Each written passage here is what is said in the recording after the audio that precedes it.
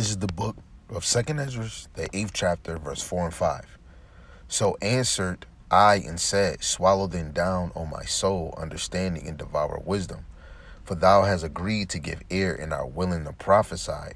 For thou hast no longer space than only to live.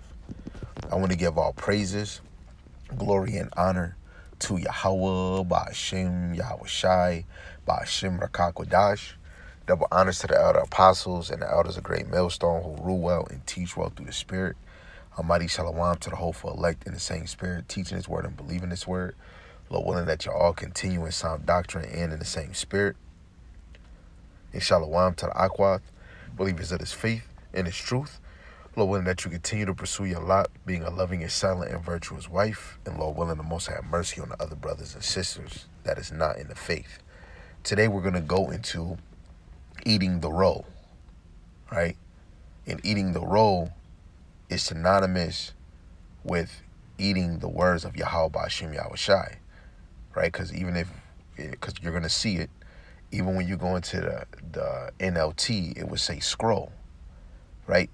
This is something spiritual.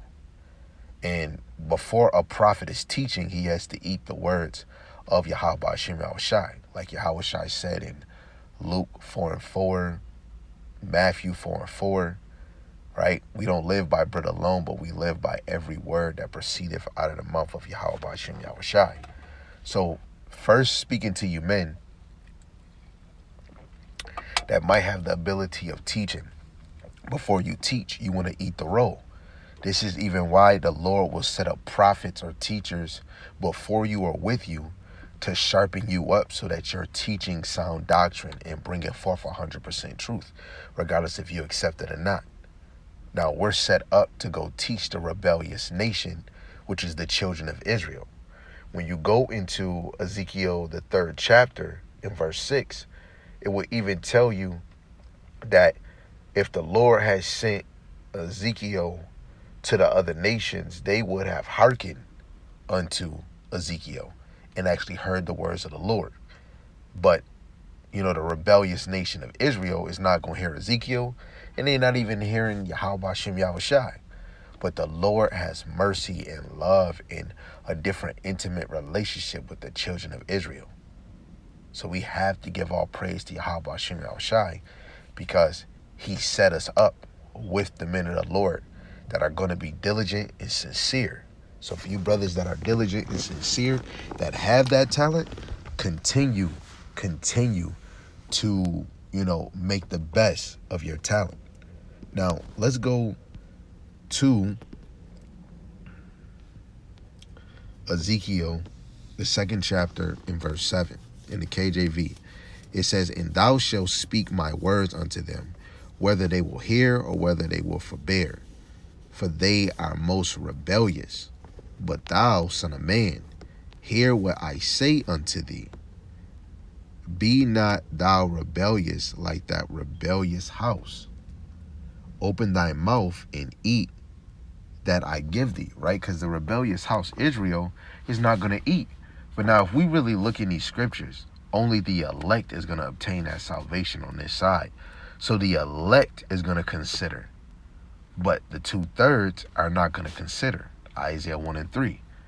So the elect, starting with the 144,000 who are the teachers on the earth and some in the spirit world, they're eating the roll and they're delivering or manifesting or revealing what the word is saying so that you other believers that Yahawashi prayed for in St. John the 17th chapter, that you may stand and be unmovable, right?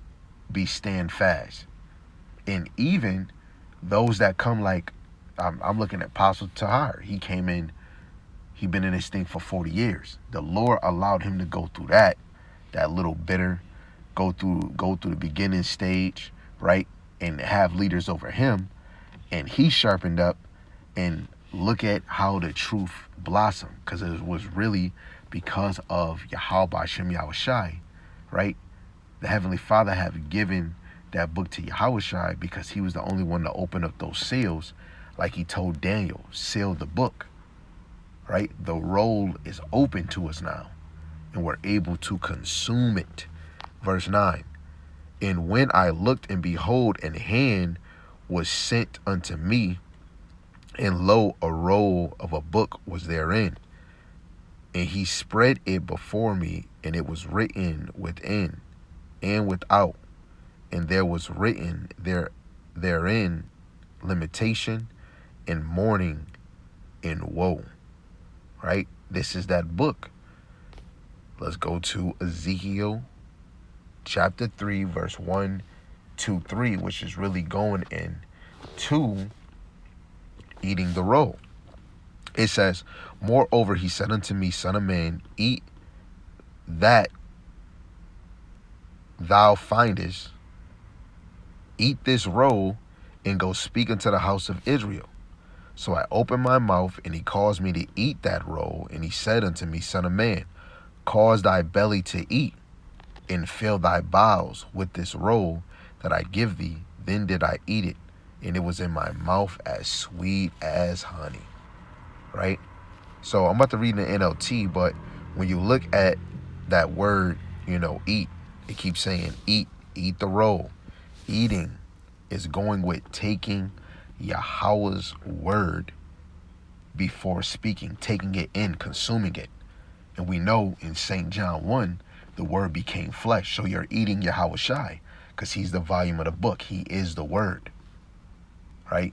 That wisdom, that knowledge, that understanding that you get, right? And we read 2nd Ezra 8, where he says, swallow down understanding and devour wisdom. You have to devour the food just like when the children of Israel was eating in haste. Now, we're going to take our time like the people of Berea. If I'm watching videos, breakdowns, lessons, parables, dark sayings, prophecies, the law, and I'm watching a brother break it down, I'm going to be like the people of Berea and have a readiness mind to listen to the whole conclusion. Ecclesiastes 12, right, 13. Then I'm going to search the scriptures daily to see if it was so. And I'm going to look at his scriptures, and even the more that I have read or other videos I watch, I'll be able to line other precepts and be like, man, this is definitely right. So you want to eat the roll, right? Take in the word of Yahawah before speaking. And this is what a prophet should do, like what they say in the world. Think before you speak. Guess what? You should eat before you speak. You know what they say? Don't eat with your mouth full. Right? You got to devour this wisdom, knowledge, understanding before you start to speak. Now, reading this in the NLT, verse 1 to 3, it says, the voice said to me, Son of man, eat what I am giving you. Eat this scroll. Then go and give its message to the people of Israel. So I opened my mouth, and he fed me the scroll. Fill your stomach with this, he said. And when I ate it, it tasted as sweet as honey in my mouth. Right? This is going into Yahawah's word. Right? If I want to go into Revelations 13, I'm going to eat it. I'm going to dissect it. After I'm done eating it, I'm going to dissect what I read by meditating on it, thinking on it. I'm going to open up my Bible and read through it after I heard the breakdown. Sometimes it might come while I'm listening to the lesson again, or I'm going to listen to another brother. Oh, wait, bro, you talking about eating. No, you have to understand it's all angles of eating. When you're watching videos, like the breakdowns, the lessons, and when you get your physical Bible and you're actually reading the chapters. But then you eat in another way too, where you could be reading a chapter, right? Or you can be reading through the breakdown from precept upon precept, line upon line, here a little, there a little, right? Because when you have a plate, or if you have a roll, or let's say a sub, it's not going to only just be turkey, right? You're going to have some cheese, maybe some pepper jack cheese, some lettuce, tomatoes. You might have olives. You might have the oil. You might have the mayonnaise. You might have the mustard. Shoot, you might have some slices of beef, right? It might be assorted clean sub. And you're going to eat the roll, right? So now, if we can, let's go to Jeremiah, the 15th chapter, and let's read verse 16. And this is what it says. It says, thy words were found, and I did eat them. And thy words was unto me the joy and rejoicing of my heart. For I am called by thy name, O Yahawah, power of hosts. Right? Yasharallah, right? The prince of the power. In the NLT, it says, when I discovered your words, I devoured them. 2nd Ezra 8:4. They are my joy and my heart's delight, for I bear your name. O Yahawah, power of heaven's army. Right? How do we discover the word? The Lord, man's going to the Lord. Right? Your heart, your heart devises your steps, but the Lord directs your steps. Right? Lord willing, I'm quoting it right, Proverbs 16:9. Right? So the Lord had brought us across his word. You discover it, you see it, but are you taking it in? Are you applying it? Are you cleaving to it? Because Jeremiah is describing Yahweh's word as something eaten. He said, I devoured them, absorbed, right? Bringing spiritual joy, because he said, they are my joy and my heart's delight. So it's bringing him spiritual joy. This is why when we're speaking on salvation is for the Israelites. The Lord loved you above all nations. Amos 3:1-2. 2nd Ezra 2. All the history. When we go to Daniel, the 9th chapter, right? Verse 11 and 12. All this stuff that happened, especially captivity, the fall, it only happened to Israel. Right? Like, let me just go to this side thing, this side precept, because I just quoted it. Daniel 9 in verse 11. Right? This is something that's bringing us spiritual joy. Like, he was really dealing with us on an intimate, deeper level. Daniel chapter 9 verse 11, the KJV. Yet all Israel have transgressed thy law, even by departing, that they might not obey thy voice. Therefore the curse is poured upon us in the oath that is written in the law of Moses, the servant of the Most High, because we have sinned against him, and he have confirmed his words, which he have spake against us and against our judges that judged us, by bringing upon us a great evil. For under the whole heaven have not been done as have been done upon Jerusalem. No nation is compared to us. The prayer of Azariah is only one chapter, verse 4 all the way to 9. Right? What he did to us was true judgment because we have sinned. What nation can sit there? I have sinned. Right? I have transgressed your law that was given to me. No, the other nations, when they were doing the law, is because they were in subjection under us, especially in the time of David and Solomon, right? But when we look at where we at right now, we was in the time of Babylon, the Persian Medes, the Greeks, the Romans, right? They wasn't fully following our ways because we were still having wickedness. Look at us in today's society. The biggest LGB 123 Sesame parade is in our land. Then you can't even speak about the alphabet, even in America. You know what I'm saying? The laws of the Lord, the nations don't push. Got our daughters out here half naked, right? You go to 2nd Ezra, the 3rd chapter, it tells you only Israel kept thy precepts. And when we understand precept, just mean law. So just me quoting these precepts, and even if you know it or if you don't, guess what? You ate those things. You believe in those things. So it's bringing you spiritual, oh, I know who I am. I know who my power is. I know what I did wrong.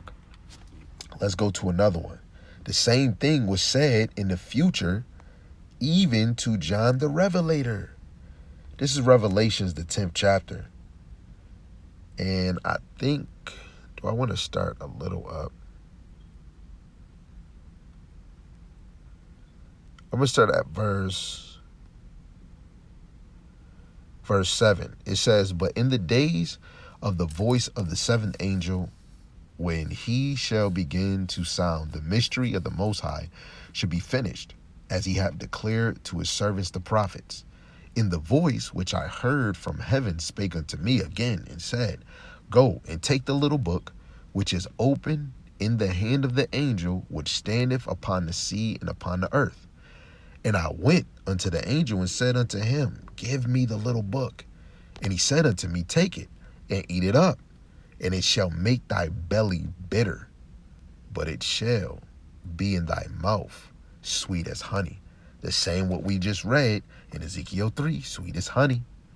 Verse 10, "And I took the little book out of the angel's hand and ate it up, and it was in my mouth sweet as honey. And as soon as I had eaten it, my belly was bitter." Right, let's read 9 and 10 in the NLT. Let's get as much as we can off this lamb, this lamb chop. "So I went to the angel and told him to give me the small scroll." See, the book, the roll, same thing. This is a scroll. It's the word of Yahawah Yahawashi. "Yes, take it and eat it." He said, "It will be sweet as honey in your mouth, but it will turn sour in your stomach." So I took the small scroll from the hand of the angel, and I ate it. It was sweet in my mouth, but when I swallowed it, it turned sour in my stomach. Wait a second. It turned sour? No, when he swallowed it? 2 Ezra 8, verse 4 again.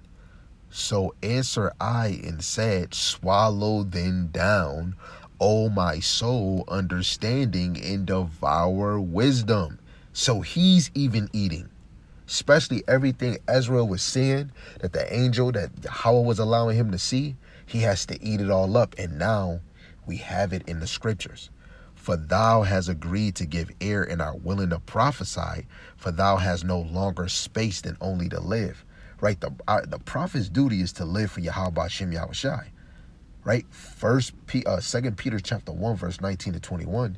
These scriptures did not come to us by any private interpretation, by man's will. They were all moved by the Rakak Wadash. Right? Let's even go to this. The 15th chapter. 2 Ezra chapter 15, verse 1 and 2. "Behold, speak thou in the ears of my people the words of prophecy." This is still those sweet, delightful words, "which I will put in thy mouth, saith Yahawah Yahawashi, and cause them to be written in paper, for they are faithful and true." So the things they're about to eat in this roll, in this scroll, is going to be faithful and true. Right? So when we look at John the Revelator, right? John is told to eat the little book, same as Ezekiel. "Sweet in my mouth," which goes into the truth, is precious. Right? It's precious. That's this truth. What does it do? It sharpens us up. It changes. It makes you not of this world, because this word is holy. And eventually when you apply it, when you believe in it, you start to walk holy and set apart from this world. But bitter in the belly goes into the burden of declaring the judgments. Right? Do you get that? Right? So again, the honey is the sweetness, the truth, the power of the word. Even though the message itself is bitter in nature, which is really synonymous with the judgment, the captivities, the death, and the exile. Right? When Moses had to tell the children of Israel, hey, if you do this, oh, this is what's going to happen. Deuteronomy 28. Right? Then you got the prophets giving you the understanding of, especially Deuteronomy 28, 64 and down, where eventually we're going to go into captivity after captivity after captivity. Hey, it was bitter in the book of Judges, right? We went to the Lord, we cry, he save us, then we go to captivity, we get oppressed again, then we get saved, we get delivered, then we get oppressed again, then we get oppressed again, then we get oppressed again. And then we had David, Solomon. Next thing you know, after Solomon committed his sin, then he gave up the ghost and went up to the Father of his old age. Then his kingdom was given to Rehoboam and split between Jeroboam, and they both had us go off. And then eventually later on, the northern kingdom, what happened? They got removed out of the land by Hoshea, right? The Assyrian king, right? Then the southern kingdom, right, got besieged or exiled into the Babylonian captivity, right? Which even Ezekiel is during the time of those that is in that Babylonian captivity between the time of what, in 597 BC, King Jehoiachin, right, and many nobles and craftsmen and priests, including Ezekiel himself, right, which I believe, in the time where, they were carried away in Babylon by King Nebuchadnezzar, which 2 Kings 24, verse 11 to 16, right? And even me saying this is going off of notes, but you have to know 1 Kings, 2 Kings, 1 Chronicles, 2 Chronicles, that's all history, especially leading up to the major and minor prophets in that time, which then they have their own book for their point of view for their time, because the Lord was dealing with the prophets to feed us, right? So let me just get this side one when we go to Ezekiel, just to show, proof. Ezekiel chapter 1, and let's read verse 1 to 3. This is Ezekiel chapter 1, verse 1 to 3. It says, "Now it came to pass in the 30th year, in the 4th month, in the 5th day of the month, as I was among the captives by the river of Chebar, that the heavens were open, and I saw visions of the Most High," right? Because Ezekiel began to prophesy in the land of the Chaldeans by the river of Chebar. In the 5th day of the month, which was the 5th year of King Jehoiachin captivity, the word of Yahawah came expressly unto Ezekiel the priest, the son of Buzi, in the land of the Chaldeans by the river of Chebar, in the hand of Yahawah was there upon him. So even when he was in the land of the Chaldeans, the spirit of the Lord was upon Ezekiel. Look, we're not in our land, and the Lord is putting the spirit on multiple prophets. It's 4 corners of the earth, because the Lord had put it in these men's heart to eat the roll, to eat the roll, and it's magically delicious. But now we're in these captivities, and it's like, dang, this is bitter. We've been in Esau's hand for this long. Man, he ruled in the Greek captivity, the ancient Rome captivity. He fell, and then he came back, and now he ruling for this little point of time, which 2nd Ezra, the 14th chapter, between 11 and 12, we're in the 4th part. The 12th part, or the 12th period, right? Let's get, I think, Job. This is Job 23 and 12 in the KJV. It says, "Neither have I gone back from the commandment of his lips. I have esteemed his words of his mouth more than my necessary food." I mean, if you're watching this, you can even read it for yourself in the NLT, right? So Job equates Yahweh's word with spiritual food more important than physical bread, right? It's more than his necessary food. It's more important. Now that's going to bring us to the classic. Now we can go to Matthew 4:4, but let me just jump to Luke 4:4. And Yahawashi answered him, saying, It is written that man shall not live by bread alone, but by every word of the Most High. And Yahawashi is speaking to the devil that was trying to tempt him. And he's saying, right, we should be living off of every word of the Most High, which is quoted in Deuteronomy 8:3. Let's just go back and see. And this is for all of y'all that always just hop into the New Testament, not understanding everything that they are speaking of is a reference in the Old Testament. It's just the way that they're speaking sounds so eloquent that a lot of y'all can't even comprehend or understand it. And most of the time, the Lord is repeating the same thing over to you because you're stubborn. It's like the example with Peter, right? Peter got told, feed my sheep, feed my lamb, flee my flock 3 times. He had the vision in Acts, the 10th chapter, 3 times. Denied Yahawashi 3 times. Got corrected by Paul. We're the example of being stubborn. This is Deuteronomy 8:3. And he humbled thee and suffered thee to hunger and fed thee with manna, which thou knewest not, neither did thy fathers know, that he might make thee know that man doeth not live by bread alone, but by every word that proceedeth out of the mouth of Yahawah doeth man live. Right? Even in NLT. Yes, he humbled you by letting you go hungry and then feeding you with manna, of food previously unknown to you and your ancestors. He did it to teach you that people do not live by bread alone. Rather, we live by every word that comes from the mouth of Yahawah. And even Yahawashi, right? Where he didn't have no food. It's like, oh, and he was hungry. I guess in that time he was hungry, but the disciples didn't understand. He said his meat is to do the work of Yahawah Shem Yahawashi. He said, don't labor for the meat that perisheth, but labor for the meat that's eternal. And he is that meat. Everything stems back to Yahawashi because Yahawashi shows the word is the true food. Matthew 4:4, Luke 4:4. Let's get St. John, the 6th chapter. Lord willing, this is edifying in your understanding, right?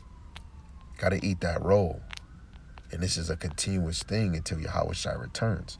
St. John 6:51. I am the living bread which came down from heaven.